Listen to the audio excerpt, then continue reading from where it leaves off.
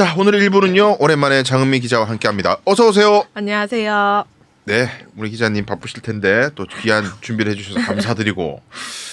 자, 오늘 소식도 지난주에 이어서 좀 예산 얘기를 해보죠. 네, 대구시 예산 이야기 가져오셨는데 구체적으로 어떤 이야기입니까? 네, 지난주에도 뭐 보셨겠지만 대구시 살림을 좀 살펴봤는데요. 네.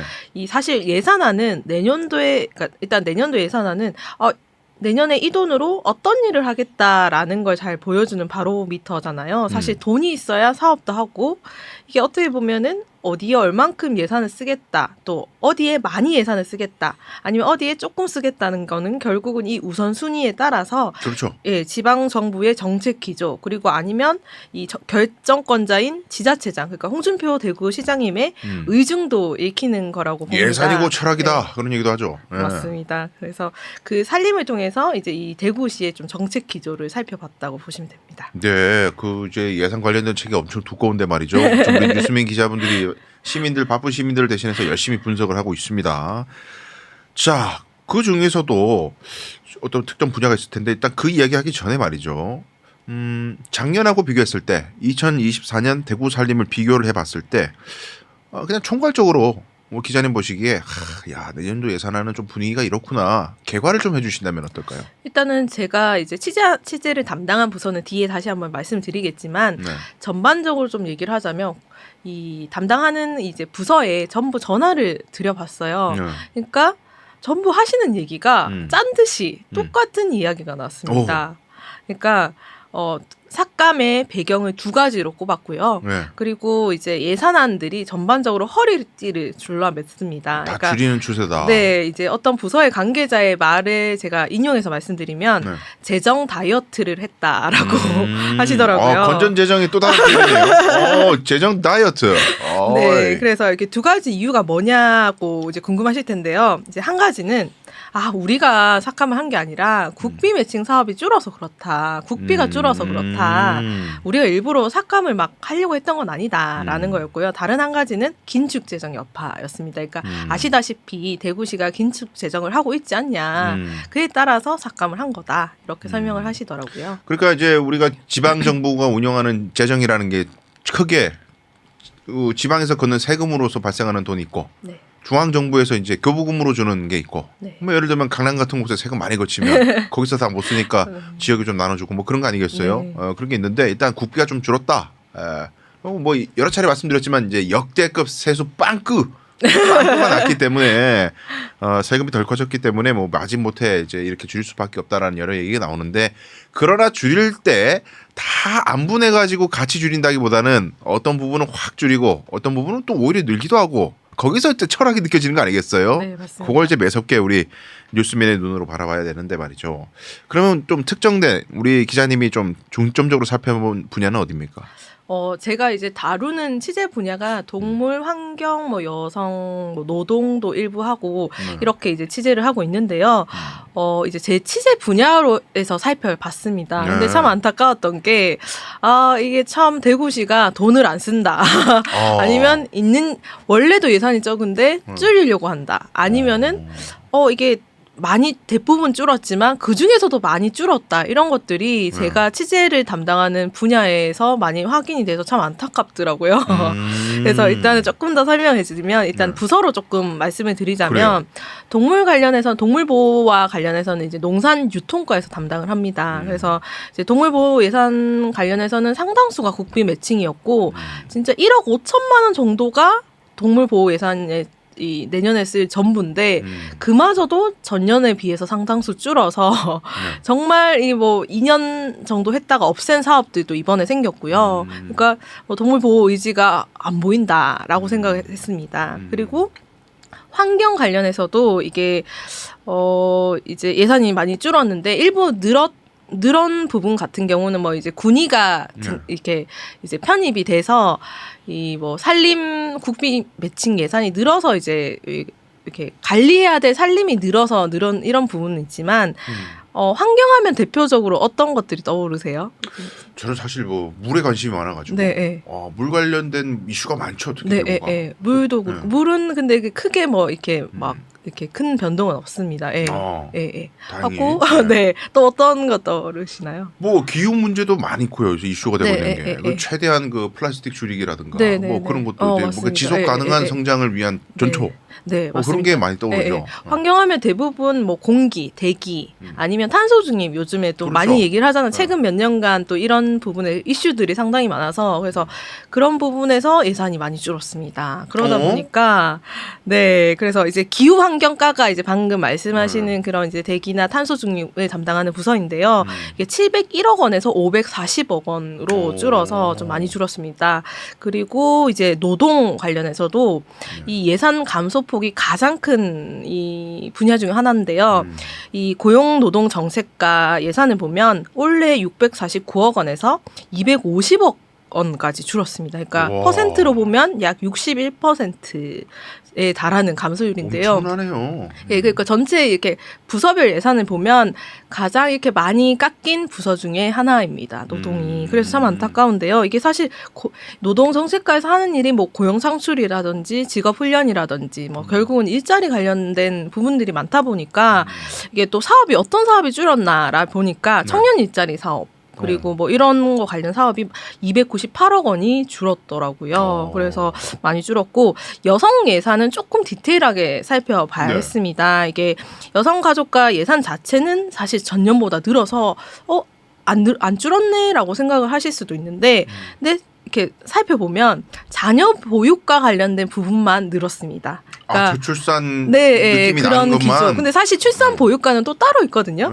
근데 이제 이런 부분에서 줄었고 상대적으로 여성 정책이나 아니면 뭐 사회 참여 관련, 그러니까 여성 일자리 관련한 부분은 이제 여성 가족과 안에서도 유일하게 줄었던 예산이더라고요. 그 공교롭게도 우리 장 기자님께서 취재하는 분야 그리고 이번에 좀 연구해 보신 분야는 어떻게 보면 우리 사회에서 이제 상대적으로 원래부터 관심사가 덜한 분야인데다가 뭐 사회적 약자라든가 관심사에서 조금 더 맞습니다. 소위 말하는 마이너리티의 어떤 권리들인데 네. 그냥 홍 시장님 이미지를 생각하면은 마이너리티는 그냥 뒤쳐져야 마땅한 존재처럼 그렇게 시원시원하게 말씀하실 때가 있어가지고 근데 그런 마인드가 좀 녹아 나온다 예산에서도 그런 생각이 좀 들긴 합니다만은 근데 그래도 그 이게 의미 있는 분석이 되려면 그거에 한번 필요할 것 같아요. 그런 분석도 필요할 것 같아요. 이제 그렇게 세수가 빵크가 나오고 말이죠. 국비도 줄고 했으면 전반적으로 다 주는데 유독 이제 이게 많이 줄었다 이 분야들이 그런 건지 아니면 다 비슷하게 좀 준 건지 고루고루 아까 제가 잠깐 언급했습니다만 근데 이제 기자님 말씀을 들어보니까 아까 뭐 노동 60% 그런 감소폭을 가진 다른 항목이 있어요. 이게 어마어마한데. 네 맞죠. 많이 이게 그 퍼센트로 보면은 거의 이게 상위 몇 개 정도에 해당하는 퍼센트이더라고요. 물론 정책의 뭐 개별적인 뭐 반성이랄까요. 이 돈 들여서 사업을 해봤더니 청년 고용 창출 개코도 안 되더라. 그러니까 다시 한번 제거해보자. 새로운 걸 한번 해보자. 뭐 그런 고려에서 만약에 반성적 고려해서 이런다면은 뭐 이해가 되는데 재정 다이어트를 통해 가지고 수치상 우리 대구의 빚을 줄였습니다. 이걸 위해서 만약에 한다면 이건 조금 불만이 큰데요. 좀 안타깝습니다. 근데 이제 아까 말씀 잠깐 들었습니다만은 모든 부서가 재정 여건이 안 좋다는 얘기를 하지 않습니까? 근데 이런 식으로 일괄 감소를 다 해버리면은 시민들의 삶에도 큰 영향이 있을 것 같은데. 어떻게 보면은 이게 상대적으로 많지 않은 또 예산을 운영했던 부서들도 있어서 당장은 또 체감은 안 되실 수도 있을 것 같습니다. 하지만 이게 뭐 그래도 걱정이 되는 게 예를 들어 노동, 일자리, 청년, 뭐 여성 이런 부분에서 안 그래도 대구의 일자리 상황이나 뭐 또 직업 개발 이런 필요성에 비해서 또 예산 투입이 적으면은 아무래도 고용 노동 여건들이 더 나빠질 가능성이 좀 우려가 되고요.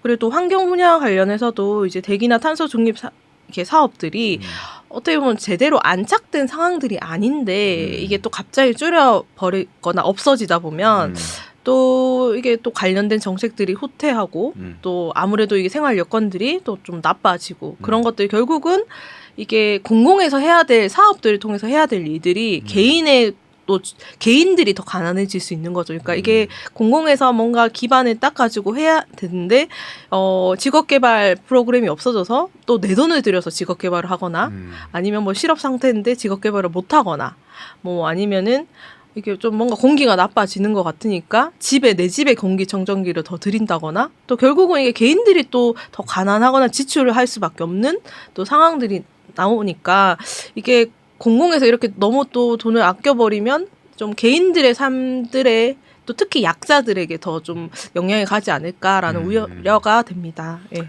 아유, 괜찮아요. 우리 저 대구 경북 신공만 잘 돼가지고 말이죠. 후적지 개발되면은 일자리가 수십만 개 생겨가지고 뭐 노동 문제 뭐 얘기할 게 없어. 2029년 뭐 하여간 최대한 버텨보세요. 예, 일자리가 수십만 개가 생깁니다. 예, 그때까지만 적당히 알바하시면서 그런 건가?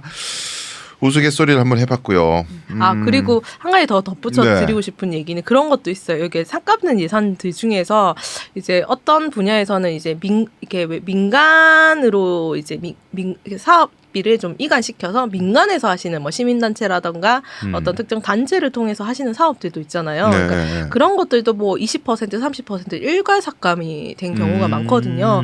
그러다 보니까 이제 대구시와 관련해서 어떤 사업을 하던 그 단체들에서도 뭐 갑자기 사람을 줄여야 하거나 사업을 줄여 나가거나 그러니까 또 그런 부분을 통해서도 또 좀 지역사회에 영향이 가지 않을까라는 좀 생각이 듭니다. 예. 그러니까 예산이 줄어서 지역사회에서는 그런 사업들이 주는데 오히려 홍 시장은 업적이 더 늘어나는 모순이 생길 수 있어요. 잘 살펴봐야 될 것 큰 같습니다. 업적 대구시 재정 건전화라는 일은 덜했지만 수치상 개선되는 그래서 가장 그것만 눈에 보이는 딱 업적으로 하나 보일 수 있는 일은 적게 하면서 일을 많이 한 척할 수 있는 참 묘수다. 머리 좋습니다. 제가 보기에는 괜찮은 접근법인 것 같기도 하고 필요하기도 하죠. 건전재정이라는 게. 예. 우리 시민단체들 반응은 당연히 좋지는 않겠죠. 근데 네, 그러니까 기사가 나가자마자 노동계 같은 경우는 막 연락이 오셨어요. 막 이 기사 내용에 대해서 물어보기도 하시고. 진짜 이러냐? 그러니까 이게 내용을 뭐 어디서 봤냐 뭐라든지 뭐 요렇게 이제 이게 진짜냐 뭐 이런 또 좀 어쨌든 기사를 또 바로바로 이렇게 보고 피드백을 주시기도 하셨고요. 그리고 또 수요일 이제 내일 모레 같은 경우는 이 대구 기후위기 비상행동에서 이제 내년도에 이 탄소 중립 예산안이 많이 삭감된 거에 관련해서 좀 반발하는 기자회견도 준비 중이신 걸로 압니다. 그래서 네. 어쨌든 예산 삭감으로 인한 좀 우려를 전하는 이 지역 목소리가 계속 나올 것 같습니다. 그래요. 뭐 어쩔 수 없는 거라면 뭐 받아들여야 되겠지만 또 우리 시민들도 대부분 그냥 받아들입니다. 뭐 밑분들 알아서 하시는 문제지라고 하실 수 있겠지만 그래도 볼 건 봐야 되는데 이 지자체에서 국비 편성을 고려해가지고 예산안을 다 짜면 말이죠. 의회 심의를 우리 시의회 의회 심의를 거쳐서 예산안이 확정되고 뭐 그런 거 아니겠어요? 요 절차와 관련돼 가지고 우리 기자님 생각하시기에 좀 이제 개선 좀 됐으면 좋겠다 이런 게 좀 특별히 있습니까? 그 취재 중에 이런 얘기를 들었습니다. 그러니까 예산안이 이렇게 삭감이 됐던데 이런 사업이 얼마나 이렇게 삭감이 됐던데 왜 삭감되셨냐. 그리고 이렇게 삭감되면은 또 이런 사업들이 차질이 갈 텐데 또 좀 이런 우려가 나올 수 있는데 어떻게 생각하시냐라고 물어보니까 첫 마디가 이렇게 말씀하셨어요. 어디 물어보? 그 담당 부서에 물어보니까 예산안은 어디서 보셨냐고. 너 어디서 봤어? 오. 그러니까 그래서 구체적인 대답을 조금 피하시면서 이게 공식 자료가 나간 게 아니기 때문에 답변을 좀 해주기 어렵다. 그리고 아직 말 그대로 예산 아니다.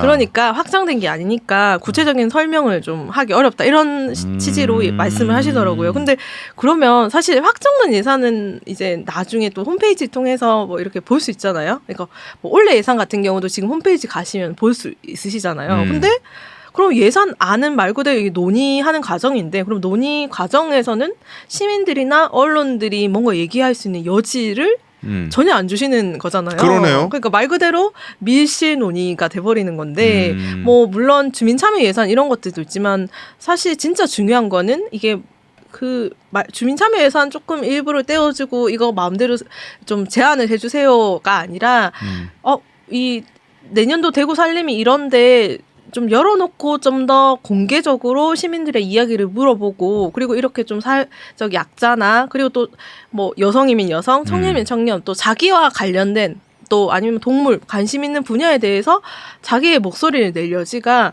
뭐 주민참여 예산 일부 예산을 가지고가 아니라 전체적으로 열어놓고 좀 더 다양한 관계자들의 다양한 시민들의 목소리를 들어야 되는 게 당연한 게 아닌가라는 생각인데 그 당연한 게 당연하지 않더라고요.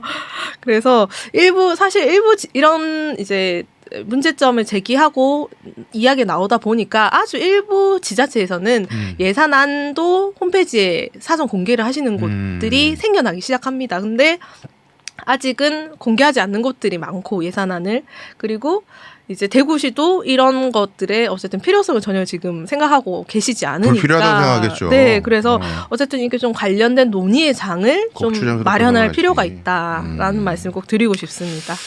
그 기자님 말씀대로 그죠. 예산 아닐 때 논의의 의미가 있는 거지. 뭐 결정되고 나서 통보받는 거는 뭐 누구나 할 수 있는 거고.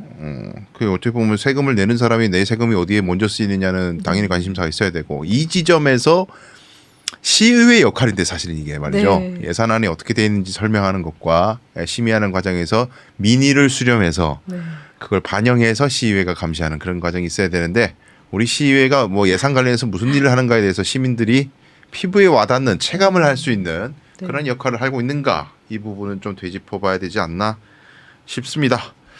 장은미 기자 오늘도 고생하셨고요. 다음 주에 또 좋은 소식으로 뵙겠습니다. 네, 감사합니다.